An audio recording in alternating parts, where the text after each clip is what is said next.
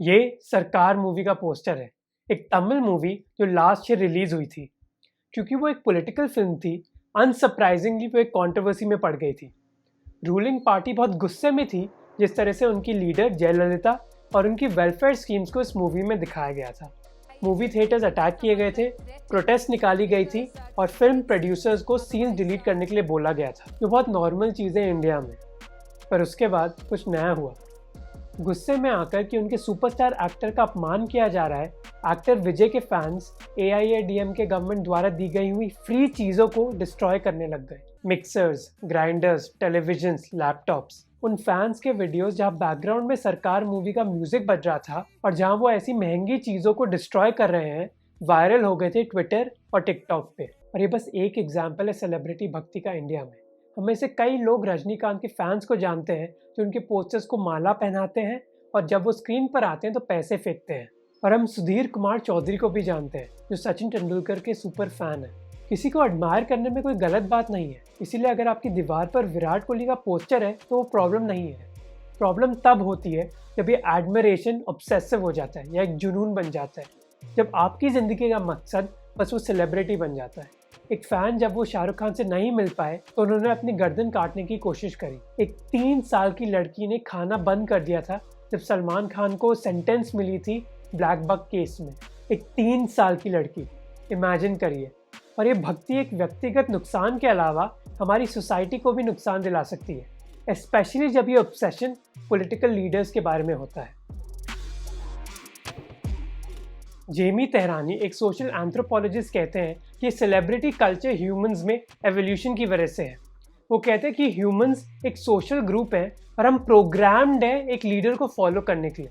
जहाँ दूसरे एनिमल जैसे लायंस उस लीडर को चूज करते हैं जो सबसे स्ट्रॉन्गेस्ट होता है, पर ह्यूमंस में ऐसा नहीं होता।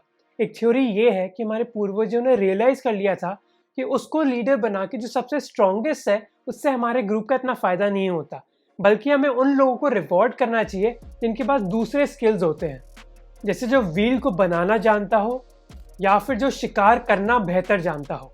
ऐसे स्किल्स से ही हम हमारे एनवायरनमेंट में सर्वाइव कर सकते हैं और जिसके पास ऐसे स्किल्स होते हैं उसको एक सोशल ग्रुप में ज़्यादा लीडरशिप और प्रेस्टीज मिलती है। और फिर दूसरे लोग इस सोशल ग्रुप में उस लीडर को कॉपी करने की कोशिश करते हैं ताकि वो भी हमारे एनवायरनमेंट में अडेप्ट कर सकें।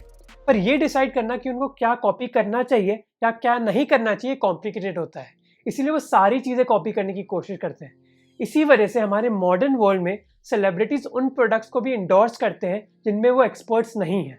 जैसे शाहरुख खान कोई स्किन एक्सपर्ट नहीं है और कटरीना कैफ कोई ज्वेलरी एक्सपर्ट नहीं है। पर ये चीज़ें मायने नहीं रखती क्योंकि एवोल्यूशन की वजह से हमें ये बताया गया है कि हमें उन लोगों को कॉपी करना है जिनमें ज़्यादा प्रेस्टीज होती है। अब एक्टर्स और सिंगर्स को हमारी सोसाइटी में ज़्यादा प्रेस्टीज क्यों दी गई है और लॉयर्स और साइंटिस्ट को क्यों नहीं, इसको आंसर करना थोड़ा मुश्किल है। फिजिकल अट्रैक्शन एक रीज़न हो सकता है, पर रिसर्च इस मामले में अनक्लियर है।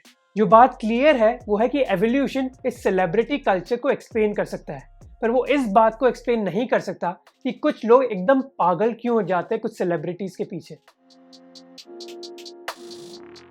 फैन सेलिब्रिटी रिलेशनशिप्स को पैरा सोशल रिलेशनशिप्स कहा जाता है क्योंकि ये सारे रिलेशनशिप्स बस वन वे रिलेशनशिप होते हैं।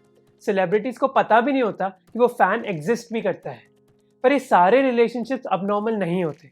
2003 में कुछ रिसर्चर्स ने 3 स्टेजेस डिफाइन करी थी सेलिब्रिटी अट्रैक्शन की। फर्स्ट स्टेज का एग्जाम्पल है जब लोग अपने दोस्तों के साथ सेलिब्रिटीज के बारे में डिस्कस करते हैं। सेकंड स्टेज में ये रिलेशनशिप्स और ज्यादा मजबूत हो जाता है। किसी सेलिब्रिटी की इंस्टाग्राम प्रोफाइल में बार बार जाना शायद इस चीज का एक एग्जाम्पल है। और थर्ड स्टेज वो स्टेज है जो सीरियस साइकोलॉजिकल प्रॉब्लम्स को दर्शाती है, जब लोग बहुत ज़्यादा पैसा खर्च करने के लिए सहमत हो जाते हैं सेलिब्रिटीज़ की कुछ निजी चीज़ें खरीदने के लिए, या फिर जब कुछ लोग उनके लिए कुछ इलीगल करने के लिए भी राजी हो जाते हैं। और लास्ट 2 स्टेजेस से कौन पीड़ित हो सकता है, डिफरेंट स्टडीज़ ने डिफरेंट लोगों के बारे में बोला है। वो लोग जो अपनी आइडेंटिटी बनाने की कोशिश कर रहे हैं, जैसे यंग लोग, या फिर वो लोग जिनको अपना फिजिकल अपीयरेंस इतना अच्छा नहीं लगता, या फिर वो जिनका लो सेल्फ एस्टीम है यानी आत्मसम्मान है, वो कुछ एग्जाम्पल्स है जो इन स्टेजेस से गुजर सकते हैं। वैसे किसी स्टडी ने ये प्रूव नहीं किया कि इंडिया में सेलिब्रिटी भक्ति ज़्यादा होती है दूसरी कंट्रीज से, पर हम एक्सट्रीम एग्जाम्पल देख के ये अंदाज़ा लगा सकते हैं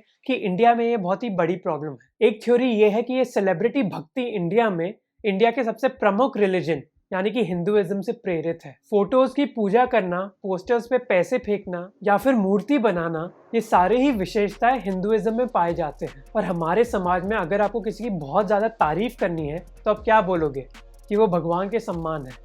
इसीलिए सचिन तेंदुलकर को गॉड ऑफ क्रिकेट कहा जाता है, एक्ट्रेसेस को गॉडेसेस कहा जाता है, और लोग रजनीकांत के पोस्टर्स में दूध डालते हैं, चाहे उनको चोरी क्यों ना करनी पड़े। सोशल मीडिया की वजह से लेकिन ऐसे रिलेशनशिप्स अब चेंज हो रहे हैं।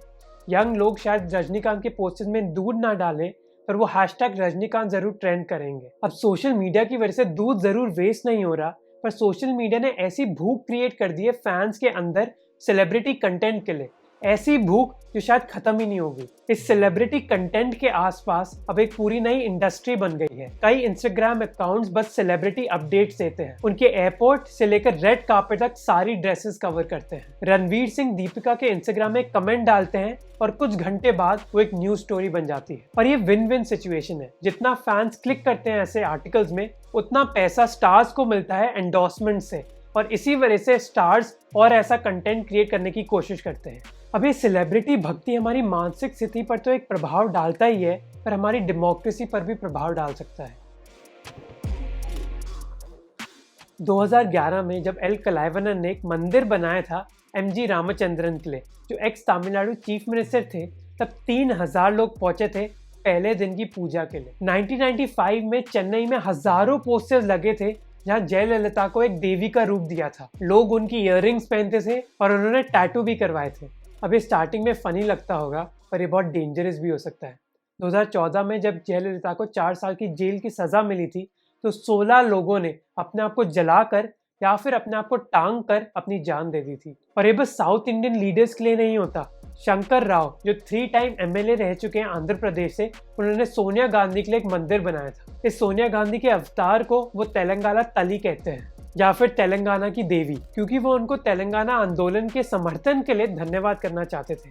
नरेंद्र मोदी के लिए भी कुछ लोगों ने एक मंदिर बनाया था। अब ऐसी भक्ति के पीछे कारण 2 टाइप के हो सकते हैं। एमजीआर और जयललिता का जो केस है वो शायद इसलिए है क्योंकि वो लोग पहले एक्टर्स होते थे। वहीं सोनिया गांधी और नरेंद्र मोदी के पीछे भक्ति हो सकती है चापलूसी की वजह से। चापलूसी से डील करना ज़्यादा ईजी होता है, क्योंकि अगर अब उनको अटेंशन नहीं दोगे तो होपफुली वो शायद ये चापलूसी बंद कर देंगे, जैसा नरेंद्र मोदी ने किया था। पर डेंजर तब होता है जब ये चापलूसी की वजह से नहीं होता। जब आप किसी को भी एक भगवान का दर्जा दे देते हो, तो अपने आप को नुकसान करने के अलावा आप उनके बारे में गंभीर रूप से सोचने की क्षमता भी खो देते हो। सलमान खान के कई फैंस ये एक्सेप्ट ही नहीं करना चाहते थे कि वो किसी केस में दोषी हैं। जयललिता के एक सपोर्टर ने एक इंटरव्यू में कहा था कि अगर उनको कुछ हो गया तो उस बात को वो सह नहीं कर पाएंगे। अब आप ही बताइए, ऐसे लोग उनकी क्रिटिकल पॉलिसीज़ को कैसे एवेल्युएट कर पाएंगे। 1943 में B.R. अम्बेडकर बहुत चिंतित थे इस बात से कि तब की इंडियन मीडिया कैसे वाहवाही कर रही थी मोहम्मद अली जिन्ना और महात्मा गांधी की, और उनके हिसाब से प्रेस उनके फैंस को फूल्स में तब्दील कर रही थी। 1949 में अपनी लास्ट स्पीच में कॉन्स्टिट्यूएंट असेंबली के लिए डॉक्टर B.R. अम्बेडकर ने कहा था कि ऐसी भक्ति पहला स्टेप है डिक्टेटरशिप के लिए। और ये स्पेशली रेलेवेंट है आज की तारीख में, जब कई लोग ऑलमोस्ट गर्व के साथ बोलते हैं कि वो किसी के ब्लाइंड सपोर्टर हैं। किसी लीडर का सपोर्टर होने में कोई प्रॉब्लम नहीं है, पर जब उनको अनकंडीशनल समर्थन देते हैं, अनकंडीशनल सपोर्ट देते हैं, तो बहुत डेंजरस है डेमोक्रेसी के लिए। और इस भक्ति की वजह से ही कई पॉलिटिकल पार्टी स्टार कैंडिडेट्स को फील्ड करती हैं, इसके बावजूद कि उन कैंडिडेट्स का कोई रिकॉर्ड नहीं होता समाज सेवा में। अब आप ये बोल सकते हैं कि अगर बीजेपी ने एक हैंड पंप को भी फील्ड किया होता सनी देओल की बजाय, तो भी वो उस सीट को जीत जाते नरेंद्र मोदी के नाम पे। पर क्योंकि ये पार्टीज फील्ड कर रही है स्टार कैंडिडेट्स को, ये दर्शाता है कि वो इस भक्ति कल्चर को समझती हैं। ये बात भी सच है कि इस भक्ति कल्चर से हमारी सोसाइटी का फायदा भी होता है। रजनीकांत के शिवाजी के रोल के बाद अपेरेंटली, जहाँ उन्होंने कंप्यूटर इंजीनियर का रोल प्ले किया था, कई बच्चे रूरल तमिलनाडु में कंप्यूटर इंजीनियर बनना चाहते थे। और कई सेलिब्रिटीज़ ने सोशल कॉजेज़ को भी प्रमोट किया है अपनी सेलिब्रिटी पावर यूज़ करके। पर यह बात तय है कि ऐसी भक्ति कुछ लोगों के हाथों में बहुत ज़्यादा पावर दे देती है। और अगर आप उस कैटेगरी में हैं जो किसी सेलिब्रिटी के बारे में बार बार सोचते हैं या उनकी हर बात में यकीन करते हैं, तो आपका पहला स्टेप ये होना चाहिए, ये रिकग्नाइज करना कि एक प्रॉब्लम है और ये दूसरे इश्यूज़ की वजह से है। क्योंकि मिक्सर्स और ग्राइंडर्स को फेंकने से आपको कुछ टिकटॉक लाइक ज़रूर मिल जाएंगे, पर वो किसी ठोस ज़रूरत को सॉल्व नहीं करते।